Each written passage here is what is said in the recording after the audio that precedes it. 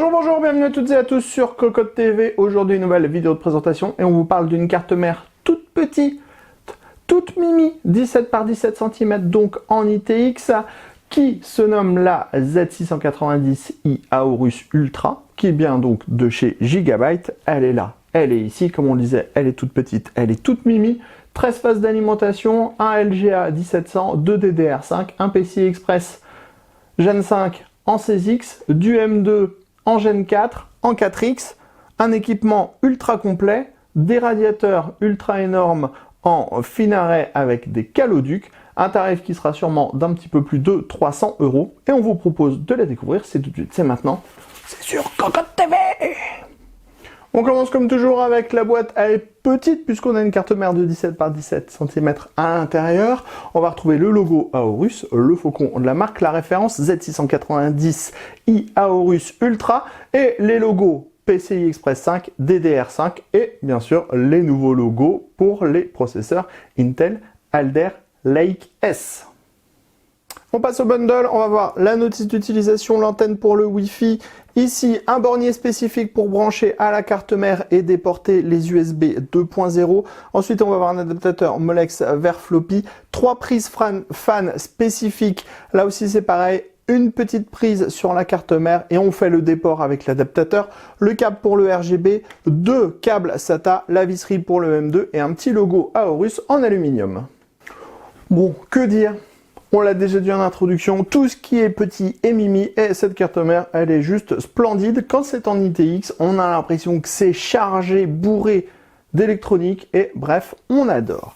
Ici, on va voir le petit connecteur 8 pins CPU pour pouvoir alimenter le socket LGA à 1700, mais aussi les 13 phases d'alimentation qu'on retrouve autour du socket. 13 phases d'alimentation en ITX, c'est plutôt pas mal. Ensuite, on va voir ici le dissipateur, un gros bloc en aluminium, un bloc avec des ailettes en aluminium, un caloduc.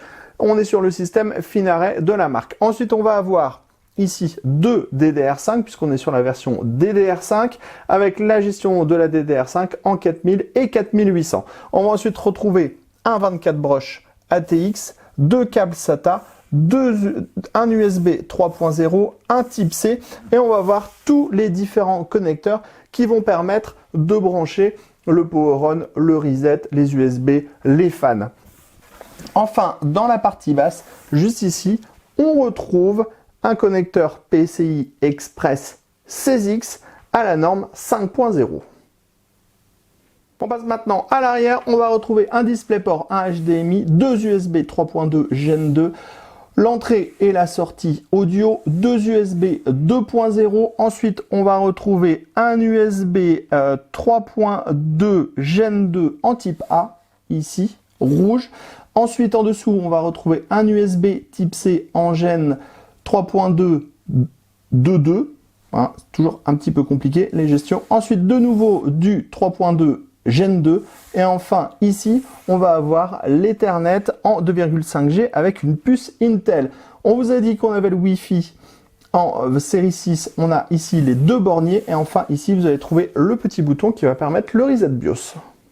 On en termine de ce tour de cette carte mère Z690i Aorus Ultra avec la carte mère allumée avec son processeur Alder Lake S et sa mémoire DDR5. Comme vous pouvez le voir, on n'a pas de système RGB sur la carte mère, ce qui est plutôt une bonne chose puisqu'on préfère avoir des bons équipements qui servent à quelque chose plutôt que d'avoir une tonne de RGB. Il n'empêche que la carte mère, même sans RGB, elle est absolument superbe avec ses énormes dissipateurs et surtout ce gros étage ici pour gérer les M2. Sur ce, on se donne rendez-vous très prochainement sur cocotteland.com pour toutes nos news et tous nos articles à propos du matériel informatique. Et on se donne également rendez-vous sur Cocotte TV pour toutes nos prochaines vidéos. Sur ce, on vous dit à très bientôt.